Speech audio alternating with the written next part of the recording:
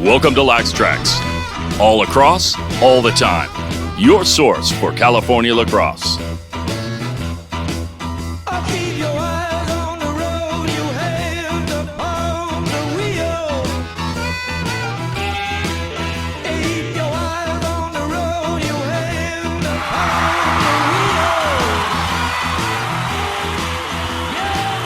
All right, ladies and gentlemen, welcome to the very first edition, the very first episode of what we believe is going to be one of the most premier, most influential podcasts devoted to all things lacrosse in California.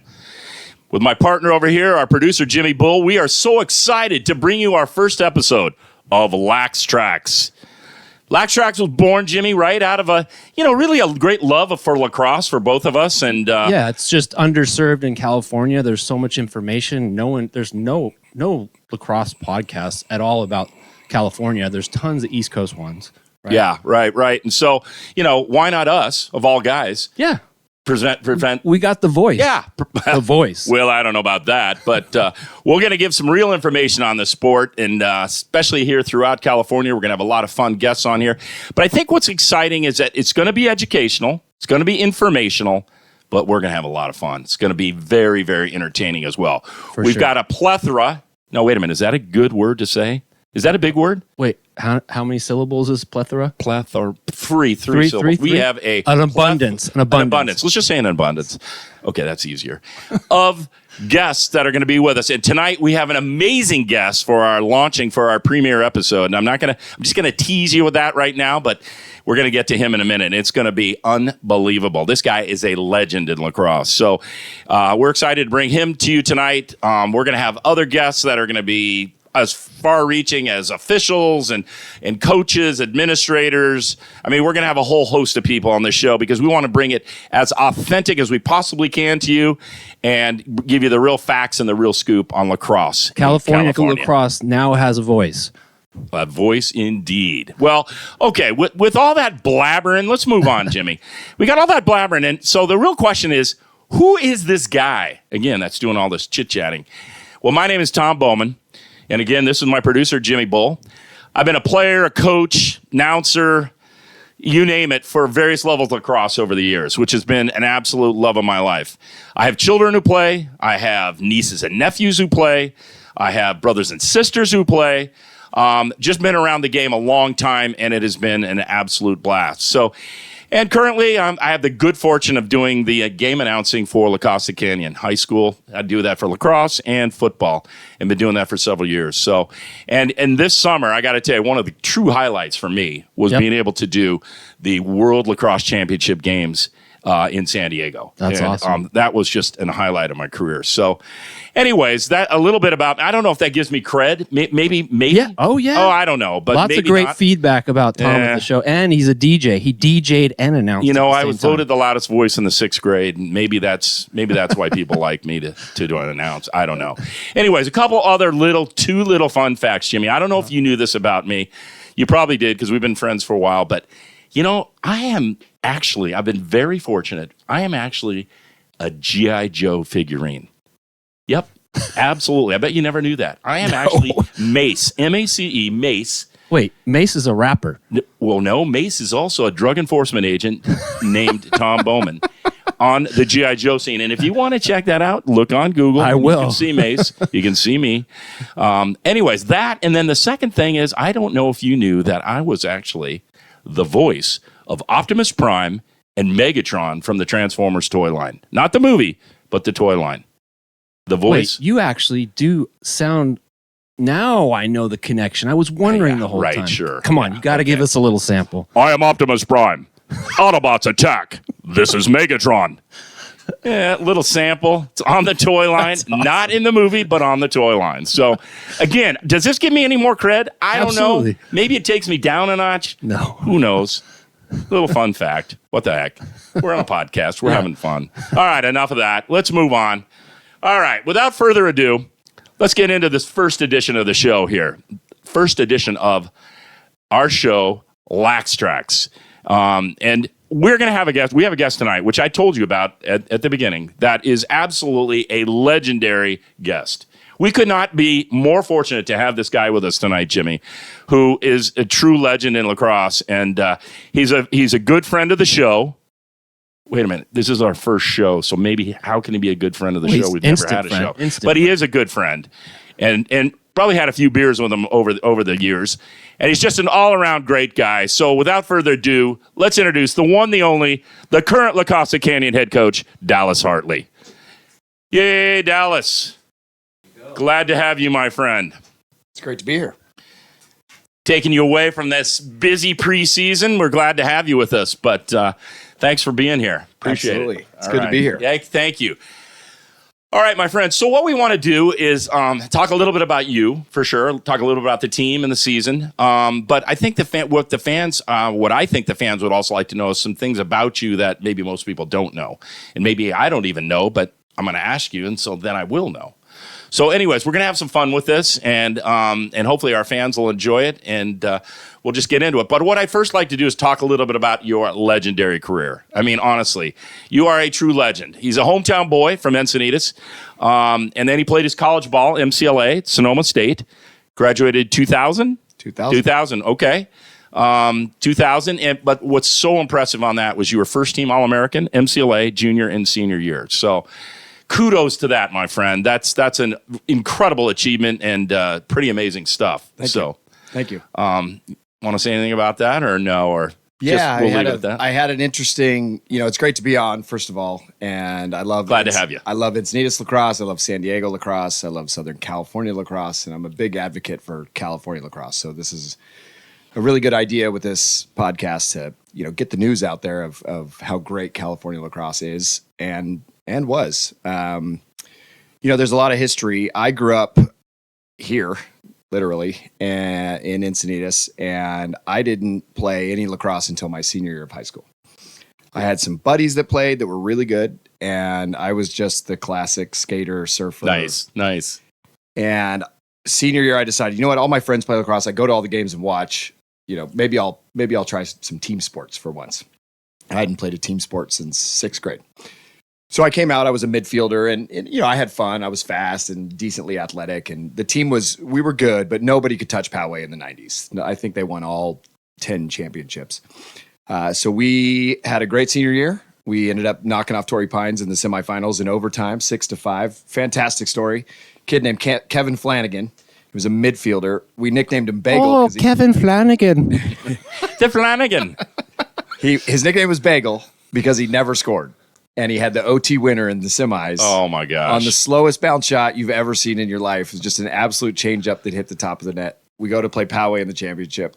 We're all excited. Nobody was beating Poway. We were happy to be there. Yeah. Anyways, I had just started playing, and I got a lot of play time, so that was good for me. I don't know how good it was for the team. Yeah. And then I followed my best friend, Alan Balzer, up to Sonoma State, and there was a gigantic San Diego Encinitas contingent there. Probably 15 of the players out of 30 were from San Diego, and the other 15 were basically from Poway, and then it started to sprinkle in from everywhere else. So our head coach, John Hughes, he was originally from Poway, played at San Diego State, was up at Sonoma State, and just recruited the heck out of Southern California. So I loved my time with Noma LAX. And Nice. Yeah, There's a lot of guys that from Sonoma State that have come back to coach at the youth level, right? There's a lot of guys. Jamie Dale, I think, and let's see, maybe some others that you can remember. Jamie Dale and Benny Canis ran the Mustangs for a long time. Right. There's been a ton. There's been a ton of guys. It's been a good pipeline up there. So let me ask you, speaking of Sonoma, and after Sonoma, let's talk a little bit about your first stint in coaching. And you were at La Costa Canyon for your first time. Correct. 2003, right? If I'm not correct? I actually started in 2002. I was the JV head coach. Oh, JV head coach. Okay. Maybe my favorite year ever of coaching. Okay. Tell us why. We had an absolute blast. The team got, incredibly better as the season went on. And it was fun to watch the young guys compete and get better and play within a system. And it was kind of the first time as a coach, where you tell somebody something and you can watch them get better and they grow as a team and you watch the team camaraderie. I'd been part of it, but I'd never sort of been in charge of it and building practice plans and game planning and scouting and coming up What do we want to do against this team the first time we see them, the second time we see them? That stuff really intrigued me, and I've been hooked ever since. Yeah, yeah. So then 2003, you became the head coach. 2003, Toddy Mack came back. Oh, yeah. Okay, remember the name. So Toddy Mack was coaching at LCC for a while. He won the first championship with them. Before it was CIF. They won in 2001. Okay. And incredible team. That team lost in the state championships to St. Ignatius, but they won the county championship here. Came back in 2003. So did Toddy Mack. There was a little snafu during the season, and he was asked to leave. He's an incredible coach. Come on, tell us the snafu. Yeah, it had Come to be. on. I wonder what that snafu was. It was just a little sideline fired up by the coach, and an administrator didn't love what happened. So he was asked to go. I was getting my teaching credential, and he and I talked, and I said, "Listen, I gotta keep coaching. This is my end for teaching if I want to have an actual profession." Yeah. So I finished out the season. And we were able to knock off Coronado in the semis in Coronado. Ended up going to the championship. Championship game, first of many. We played the Torrey the first 2 years. They were stacked. We probably had 15 freshmen on the team in 2003. Wow. So young team. Young team. Yep. We lost by probably 7-5. We didn't have much offense, but we were hanging in there defensively. And then the next year, they were absolutely stacked. That was the year Torrey beat Garden City at home. Oh, okay. Right. And they had some great players, including Cito Williams, who ended up going to Sonoma State. He was a great attackman for them. So they were really good. We were kind of hanging in there, but we had established our culture, and we were so young that we were setting up our success for the future. And we won 3 of the next 4 championships. So you actually, based on my information, you actually went to 8 CIF championship games. Yeah. Is that right? 8 straight, which is unbelievable. And you won 4 of those. We did. Right? 4 overall championships. Yeah, and one of the things that, it's funny, you're proud of that, and you should be, but there was a couple times where we kind of snuck through the semis when we shouldn't have. Yeah. So you feel bad that you lose the championship, but we were kind of lucky to get there because we played so well in the semis. We were not the favorite in probably 3 of those 8 semifinals, and we were able to come up with a game plan and sneak through, and the kids played out of their minds. We liked to be in the underdog. Yeah. And I think that was a fun vibe for us. Yeah. Especially early after we took a couple on the chin. Yeah. Did you have a lot of football players on the team at that time? Did that help the team a lot? Or yeah, so the 2006 team had some incredible football players. Blake Whitcomb comes to mind. Damon DeLuca. These guys started for us. They were incredible football guys. And Darren Brown, who was the football coach at the time, we loved sharing players, and we talked about it all the time. I encouraged all my guys. In fact, I kind of told the parents at the parent meetings that were 9th and 10th graders, hey, make your kid play football. Whether they like it or not, and they continue with it, make them play a season. They're coachable. Little cross training. Yeah. They're coachable and they're tough, and that's what we want. And then, we asked that the football guys exchange the players. Hey, maybe try out lacrosse instead of track. If you're younger and you're good enough. Because by that time we were pretty good.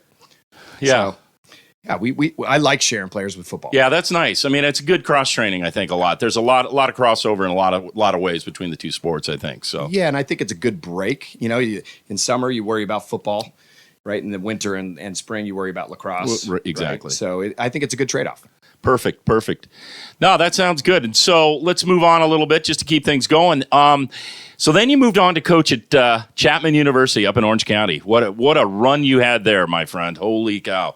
So correct me if I'm wrong. You started in 2011?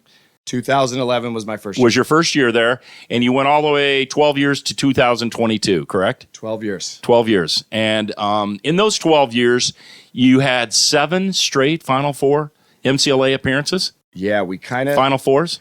It took me a little while to figure out the league. Yeah, and it took me a little while to figure out the players and the recruiting and who we were going after.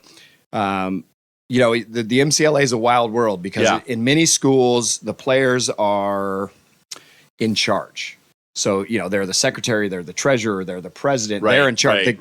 The kids are in charge of hiring and firing the coach. So not every MCLA program is created equally. I was lucky enough to work for athletics. Oh, and the nice. athletic director was my boss. And that's one of the reasons Chapman is so good is they get so much backing from the school.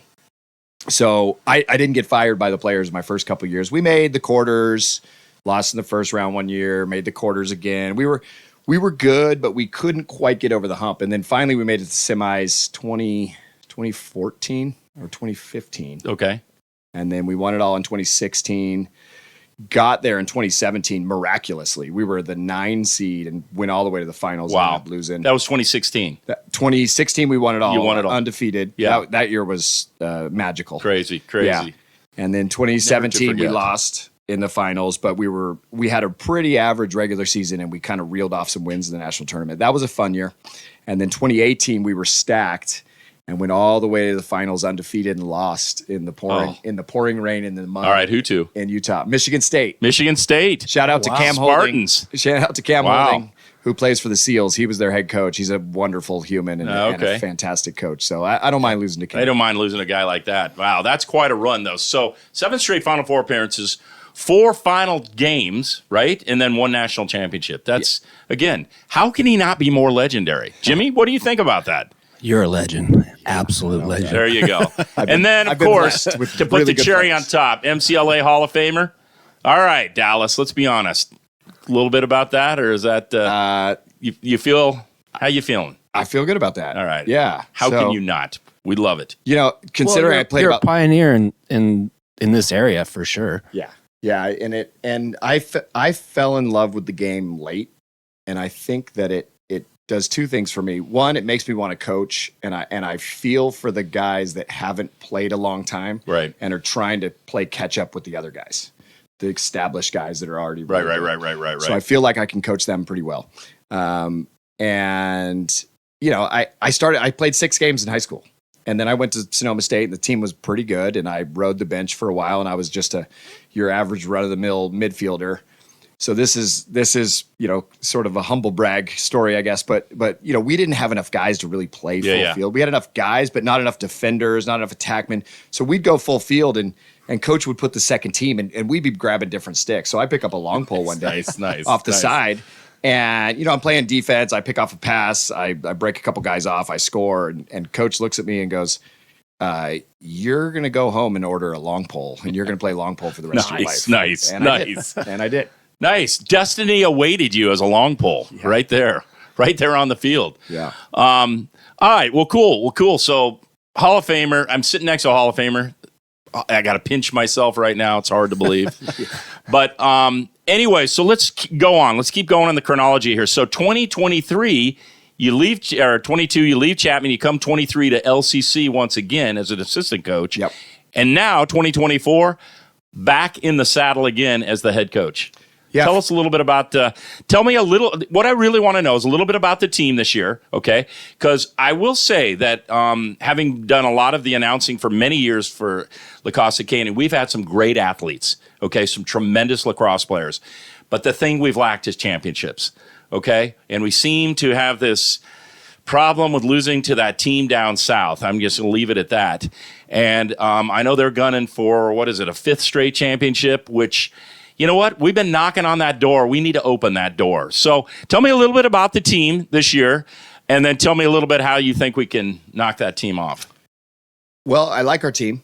I think, we took a step forward last year we were able to beat Torrey for the first time in a long time. They're really good. They're really well coached. They're disciplined, and they know how to win, which is a skill in itself.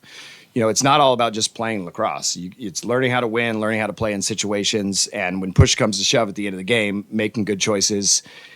It's hard to put your finger on, but you have to just learn how to win. And I think that's our biggest obstacle as we go forward here. We've won a lot of games. Kevin Cooper did a fantastic job. He won the championship in his first year. But I think that there's this, I have this love-hate relationship with club lacrosse. In club lacrosse, it's fun if you win. If you lose, it's not that big of a deal. You play a lot of games. You're playing 2 games a day. You're playing with new guys.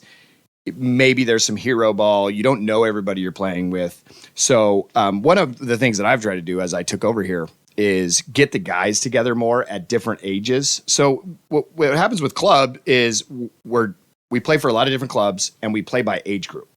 So there are times where, there might be a stud freshman or sophomore on the team and the seniors never even played with them. Yeah. And you don't want to go into tryouts having that be the first time that those guys play. So one of the things I've tried to do is bring the team together a little bit more in the offseason and have them play together, get to know each other. Hopefully it'll be a good thing. But we have some wonderful players. I mean, we've got guys going D1. A lot of talent. We've got guys that are hungry and in some cases should feel like they've been overlooked with their talent and probably want to commit somewhere and find a home. Mm-hmm. And, it's their job to play hard and play smart, and it's our job to help them find a home. Yeah. Awesome. No, you have the talent is amazing, and it always is amazing at Costa Canyon. And again, I think the offseason helps a lot. Certainly good coaching helps a lot, and there's a desire, I think, on these kids to reach the next level. So, hey, quick question. I was looking at the schedule last night. You got some new teams on the schedule this year that we really have never seen before. I think like a Modern Day and a Avon or whatever from Connecticut. Yeah. So tell us a little bit about the schedule this year. So we start off with St. Margaret's. Really well-coached team. Aiden Herman and the head coach Brian Kelly up there. BK coached at Whittier, so we coached against each other. Yeah. They were D3, we were MCLA, but we're neighbors up in Orange County, LA. So I've coached against him a ton. He runs St. Margaret's. We got that on the books. That's the first game. That's going to be tough. They're a well-oiled machine, and they've been practicing for a while here. Modern Day, unfortunately, just dropped off the schedule. Oh, okay. They double booked between the old coach and the new coach. So we'll get a game with them next year. But we've got Foothill, Orange County. Okay. At Foothill. Yep. That's part of a triple Always header. a challenge. With Tori's going to play Tori's going to play St. Ignatius before that game. Oh, nice. So and then we play after, and then there's another marquee game after. Oh, wow. It escapes me. Who's Don't want to playing miss that, fans. Yeah. So obviously you have your conference schedule, which can be tough. Poway is always good. Tori's always Some good. out-of-state teams. Some out-of-state teams. Avon Old Farms from Connecticut. This is a PG school, so you're going to see some 13th graders. Nice. Some big boys. Nice. Some big boys out there. They have an impressive Instagram to follow. It's some big fellas in the gym. Nice. Oh, nice. Their head coach, Kyle Jackson, plays for the SEALs. So he's going to be out here. They're going to be training at the Olympic training facility in Chula Vista. Oh, okay. And they're going to come up and then and they play come us. out. And then a couple teams from Texas, maybe? Do we have? We play the Woodlands. Woodlands, which was always a tough team. We attempted to play them last year in Houston, Right. but we got lightninged out. Oh, I remember that. It was Yeah. about a 7-hour game that we played about 24 minutes of. 20, yeah. Man, that was a tough one to follow because they were up and then the lightning struck and then we were down and then Yeah. talk about on the edge of your seat. It was a school night for them, and we got about 1 minute into the third quarter. So every time lightning strikes, you got to wait a half an hour. Yeah. So we got 1 minute into the third quarter. We started playing. Lightning struck again. I think it was like 10:30 at night. Yeah. The ref said, we can't do this anymore. Yeah. We got to go. It's over. It's done. So we had one there. We play. The Woodlands is going to be really good. Head coach Anthony DeMeo. Team from Colorado, perhaps, did I see on the schedule? Yeah. Cherokee Trail? Yes, Cherokee Trail's coming to town. They're top 10 in Colorado. Okay. Don't know a whole bunch I about don't know a them. whole bunch about them either. And I played in Colorado. I played at Kent Denver, Yeah, that's my great high school. But I don't know a lot about Cherokee Trail. I think a relatively newer high school. So I'll give you a Kent Denver story if you want one. all right. We went there. Give it to me. We went there in 2008, and we lost to them by 1. And the two highest scorers on the field were both freshmen. Brendan Gahn, who you'll remember, Yeah, Brendan, was sure. our freshman. He had 4 goals in that game. And they had a kid going to Brown who ended up with 4 goals for them. We lost 9-8. Oh, nice. They were Yeah. ranked 2 in Colorado. The next night, we played Cherry Creek, who was ranked 1 in Colorado. We beat them by 1 in that game. So it's kind of funny. We lost to 2, beat 1. And you beat. And then yeah. later in the season, Kent Denver beat Cherry Creek, I want to say. Oh, they may have for the state championship. Yeah. It's perennially it's Kent Denver and Cherry Creek in the finals, but there's some really good teams in Colorado. Excited to have Cherokee Trails out here as well. Getting back quickly just to high school versus college. Tell me a little bit about how different it is to coach. Anyways, tell just 2 seconds about coaching high school versus college. I know there's a difference in size and and that sort of thing, but from a philosophical standpoint, or is there any? Well, in California, the rules are different. So we instituted the shot clock in college quite a few years ago, a handful of years ago, which is the best way to play. I mean, it's hands down. We're doing a disservice to our high school students not playing with a shot clock. We need a shot clock. We absolutely need a shot clock. Yeah. And the studies show it's just better for the game. Right. So the biggest difference is high school's great because you play for your town. Right. And in college, you're playing for your school, which is great. Right. Everybody, you chose to go to that school. They likely wanted you to come to that school. That's fun. But growing up and playing for your hometown is a pretty cool thing. Yeah. And, in high school, a ninth grader is 14, 15 years old. This kid's not driving. This kid's getting dropped off at 6:30 a.m. practices by their parents. Still getting the Slurpees. You've got a senior who might be admitted to a college. They've got a beard, longtime girlfriend. It is a gigantic difference maturity-wise. Right. And so it's hard to find 4-year, 3-year players. Whereas in college, a freshman could play for you for 4 years and everybody's on the college team. So you have guys for 4 years. Whereas in high school, you might have them for 2 or 3, maybe 4. Yeah. If the kid's exceptional. Yeah, exactly. Yeah. So it's and obviously the speed and the size and the skill. But I'll tell you what, you watch high school games these days, the skill is fantastic. The skill, because they're all starting at a young age. Crazy. I mean, they're all starting to play year round too, where in my day, nobody played year round. Yeah. Probably when you were young, nobody really played year round. But nowadays they play year round. So they're getting all that coaching 12 months out of the year. So let me ask you this question. This is kind of a philosophical question. Are you a drive or skill guy? And what I mean by that is, this is kind of an interesting question. If you have a kid that's got great skills but super lazy, or a kid who is okay with incredible drive, how do you deal with that? What if it was your final cut or whatnot? Well, drive is the biggest thing, right? The idea of talent. We've seen so many times where talent doesn't have drive and it really doesn't end up going anywhere, or it washes out. Whereas drive, if it's also mixed with talent, will give you everything you need. Right. So it's a smaller percentage of guys who have that drive to be great. Right. It's almost innate, right? I mean, you can teach skills, right? But that innate drive is something that comes from within, right? Yeah. And that's harder to teach, I think. And what both of those develop is depth. Right. Right. So if you got a guy, obviously your starters are likely to be on really good teams, all guys with drive and talent. Right. But your futures or your backups, right? You always want your backups to be futures, meaning they're younger, they're waiting in the wings, they're going to play a ton. It's the backups that are the same age as the guys that are already playing, right? And the futures are better than them. Those are the guys that can cause some troubles on some teams, but you just have to be honest with them and tell them exactly where they fit. You got to have the drive. The drive. If your second team has the drive, then your practices are going to be great and your depth is going to be great. Yeah. Because you don't win anything with your top 10. Right. It's 11 through 20 that win championships, right? Everybody's got 10 good players. Yeah, exactly. And if you don't, you're probably not going to be in the game. You're not going to be in the game anyways. But everybody has 10 good players. Right. What are 11 through 20 doing for you? Yeah. That's the whole key. Yep. Interesting. Are you fresh in the fourth quarter? Yeah. Well, that's what wins or lose it a lot of times, right? I mean, LCC's always had a tremendous team in the fourth quarter. In my book, they've always been very well disciplined from a cardio standpoint. Yeah. They're always can really tear up teams in the fourth quarter, which is really what it's all about, right? Well, having knowing Kevin Cooper very well and knowing Jesse Foss very well and knowing myself pretty well, the kids are going to be ready to run. Does the term gasser mean anything? They're back. Are they back? All right, so let me ask you. So, quick question: hardest position to coach? That's probably a quick, simple thing, but is there one harder than another? I know you ended up being a pole down the line, but I mean, is there a tough position to coach? It's the specialized positions. Okay. It's face-off and goaltending. Okay.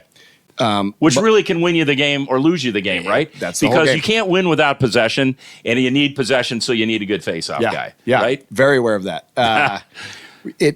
There's not enough guys know the face-off position to be able to coach it, and not enough guys know the goalie position to be able to coach it. Right. And so we try and we educate ourselves, but in this game, you can find an offensive coordinator, you can find a defensive coordinator.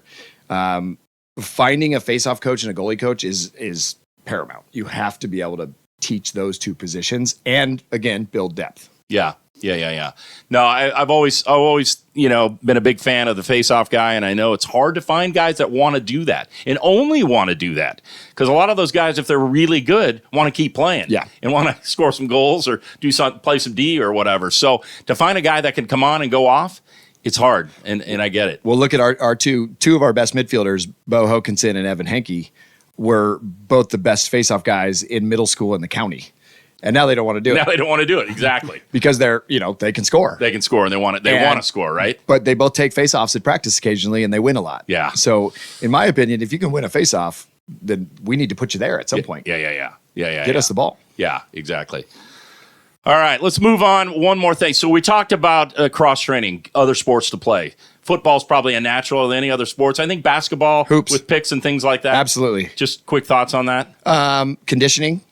If you can play defense in basketball, you can absolutely play defense in lacrosse because you can foul. Right. Yeah, fouling's legal in lacrosse. One of the best sports in the world, right? Yeah. You can throw a ball as hard as you want at someone, and it's legal. Yeah. I'm a huge fan of basketball and basketball players. In fact, we have a whole bunch of ninth graders on the basketball team. Oh, okay. JV and freshmen at LCC right now. Okay. I'm very excited about them coming up. Coming up through the ranks. Okay. Yeah, and football. I mean, those are the two best.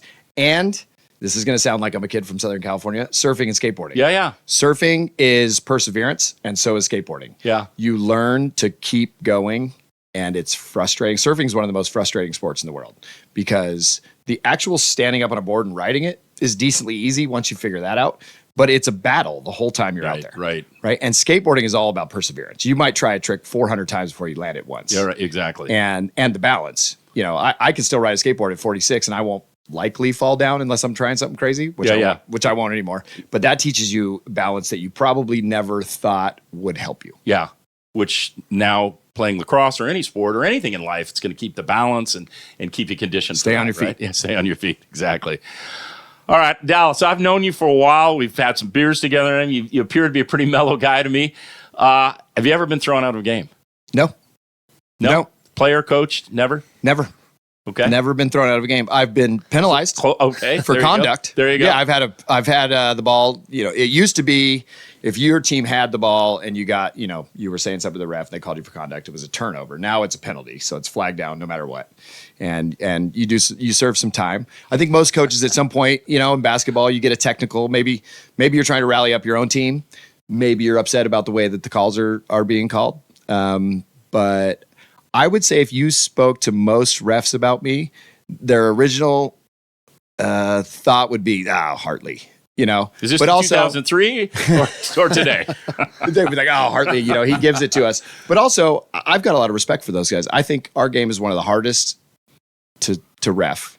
And I think that we ask a lot of the refs. That's where I think a shot clock actually helps. Yeah. I think a shot clock makes it easier to ref. Right. But it is a really difficult game to ref. Well, it is because the ball moves so fast, right? The ball moves faster than a human, and if you're trying to run to see what happens, the ball's already gone the other way. It's already behind you now. And listen, it's all psychology. You get worked up. You've been practicing all week. Here comes the refs. I've been reffing. I probably didn't make any calls at practice. I let everything go. Then the refs come in and they start calling things, which they should. Which they should. It's amazing how many times I'll turn around in a game and all the players are like, that's not a penalty. I'm like, it's absolutely a penalty. How is that not a penalty? I'm a coach. I know. Never been kicked out of a game. I'm proud of that. All right. Yeah. I'm impressed. That's Congratulations. Cool. Well, that kind of takes me. I guess. Well, no, that's impressive because there are other coaches around that certainly have had their share of dismissals, shall we say? Yeah. Let's put it that way. But that kind of takes me to my next question. What's the craziest thing a parent has ever texted or emailed you? Off season, during the season, that certainly don't have to give any names, but what's the craziest thing you've ever gotten from a parent? Club. When I was running the Shredders. All right, back nice. in the day. Now, I remember the Shredders. The SD Shredders. That was named after, in sixth grade, I was part of the YMCA surf camp. And so they had the big bus, which was the average kids, the average surfers. Nice. And then they had the short bus, which was for the Shredders. So we got to go to actually good you got breaks. on the short We got bus. to go to like Swami's and surf okay. good stuff. Oh, nice. So that was the Shredders. Yeah. Nice. So anyways, I had the Shredders. We had a 5th, 6th grade team. We had 3 7th, 8th grade teams, and we had 3 high school teams. And the club was going pretty well. It was probably 2008. And we had a kid who had played Mustangs, and I guess he had scored a lot of goals in Mustangs, which I wasn't privy to. And he got put on the dad considered the B team. The B team. The infamous B team. I started getting emails all hours of the night that I had royally screwed up and put his kid on the B team. and all of these things. And he got pretty aggressive after about a week. I didn't respond. And so finally I gave him the blank email response. I just responded without writing anything. Basically, I have nothing to say to you. Yeah. Oh, And how did he respond? that fired him up even more. And he basically, I just said, you need to cease and desist. Your kid's not on the team anymore. Anyways, he transferred to a different school. Oh, nice.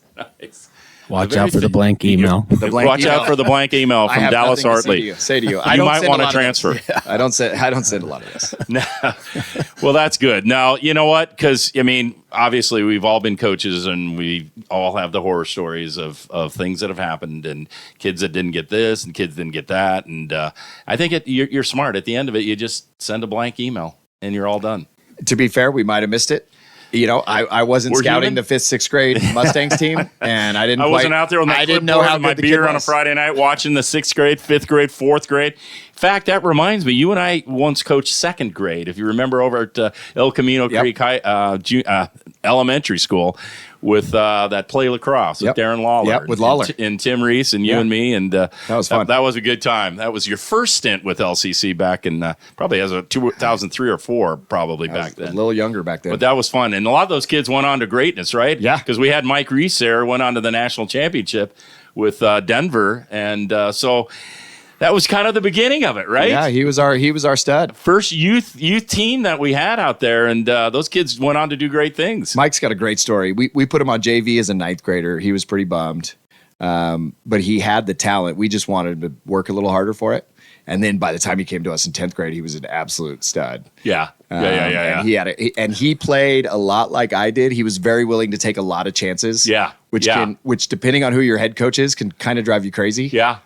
So to see his transformation in high school, where he was trying to score every time or make a play every time, and then go to play for Coach Tierney, and I mean he put the reins on Mike, and Mike played as smart as he possibly did put could. the reins, and the good Mike Reese story was the Final Four when he had the ball, and they were playing Notre Dame, and the game was tied or Notre Dame was up by 1, I can't remember, and Mike took the ball downfield and he ripped a shot, which Bill Tierney must have been just ridiculously nervous about, and Mike shot upper corner and scored, and that turned the game around. Oh, yeah. And they ended up beating Notre Dame and then ended up winning the national championship. And I think that, as I recall, that was on Sports Center Top 10. Yeah. That shot he took. So I wore number 10, and I would make the best LSM wear number 10 at LCC. So we had this kid, Casey Hinchin. He's the best lacrosse player I've ever coached. He graduated in 2006.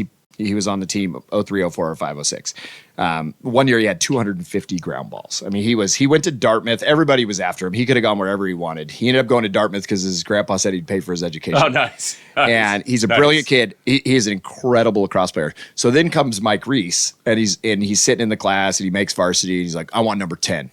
And I was like, well, all right, okay. And You have to earn that 10. So he wore number 10 his whole time here. And, Yeah. then he went to college. I think he was 20. 21 or something. 22, 21, Yeah. something like that. Yeah. But I just remember him ripping that shot as a long pole, Oh, yeah. just throwing that thing in when the game really needed to turn around because Denver was kind of faltering at that point. Yeah. And he just, that shot went in and it just motivated the team and inspired that team. So we used to go to a team camp. It was an individual camp, but you get put on a team, and Peter Worstell ran it, who was a 4-time All-American at Maryland. Awesome guy. He coached San Ramon Valley up north. And Callie Gold from about 07 to 2012 was the camp I remember where that. college Yeah, coaches Callie would Gold, come yeah. to California. And so I would go up and I'd help run it. And one year when they were putting together the teams, Worstell was like, just take all the LCC guys and play on a team together. And we were stacked. We had won the championship in 2010 and we were undefeated that year. So we have basically our entire team is there and we're playing as a team. Oh, nice. And Mike Nice. Reese probably had 50 goals. He was running up and down the field, making plays all over the field as an LSM. And Trevor Tierney, who's an incredible player himself and Yeah, coach, saw him playing and he came over and he said, who's that kid? I want to talk to him. So I said, Mike Reese, Trevor Tierney, and the rest is history. I mean, he could not have torn up that camp any better. All right. Yeah. That's awesome. Yeah. Well, it paid off in the game against Notre Dame. Huh? Yeah. National semifinals. I think we sent like 5 straight LSMs D1 at that point. Could have. Yeah. Wow. Well, Stevie Bogert was at one point. He Started with Sean McGonigal, went to Syracuse. Yeah. Then Casey Hinchin went to Dartmouth, and then Stephen Bogert went to Penn State. Right, yeah. And then Mike Reese went to Denver. And we had a couple more polls in there. Cameron Zook went to Towson. Yeah.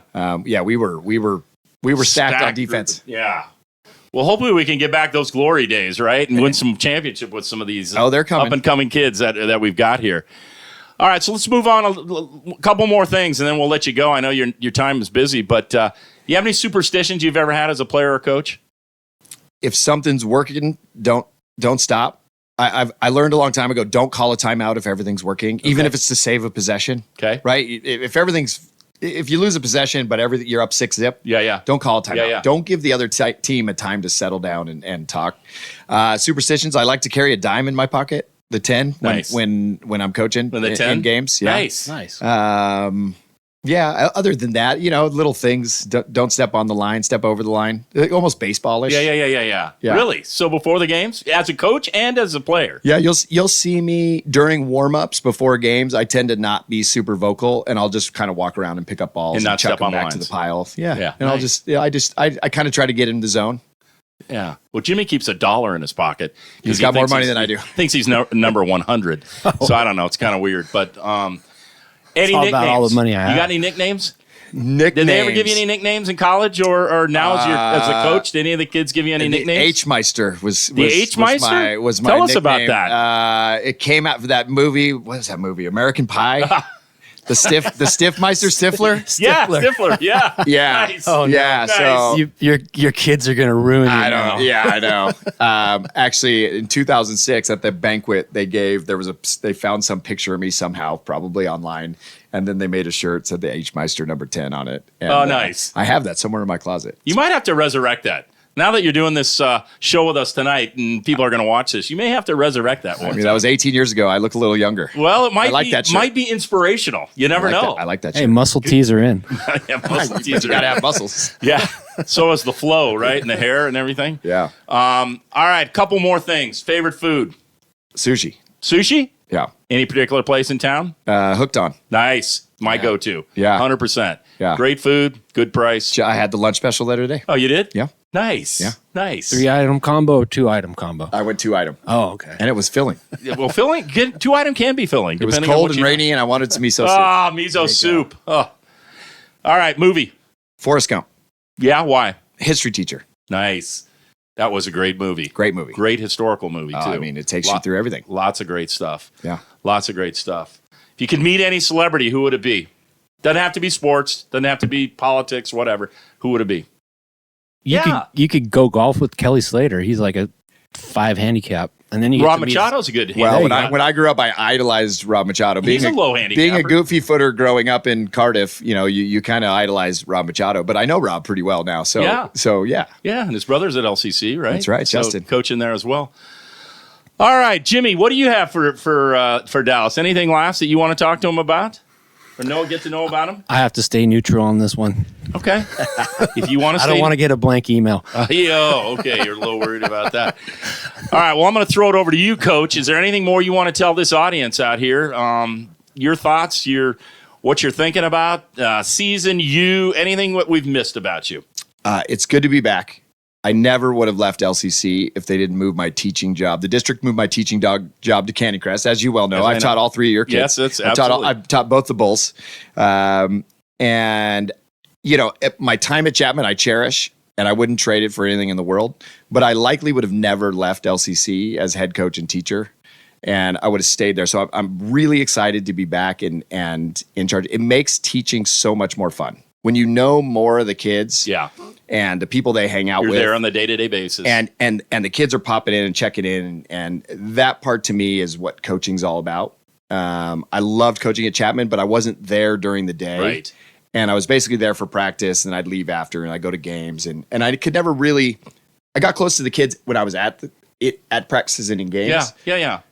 But I'm just happy to be back in high school. I think it's a nice breath of fresh air being able to know the kids a little bit better. Yeah. And Commute's a little better too, isn't it? it's about 3 minutes.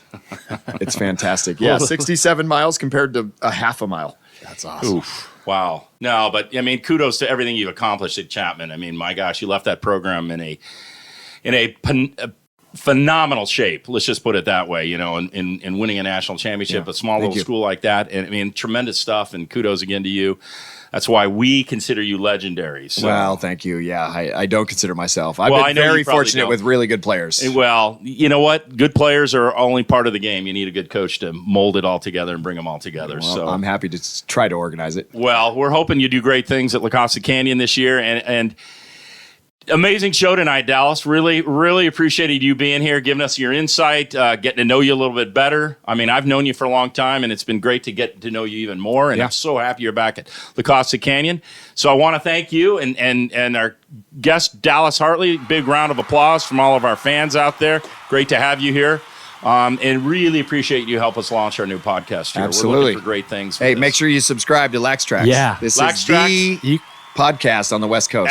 Thank you. Appreciate that, my friend. I mean, Jimmy, you've got some contact info. I mean, we want to get some feedback from all you people out there on what you think we need, what we don't need, kind of guess we might want to see. I mean, feedback is going to be paramount for us because we're going to have a lot of episodes. We're going to be around for a long time, and we're going to really look to have you guys be along for the ride with us. So big shout out once again to Jimmy, Bull, and to all you fans. Thank you so much.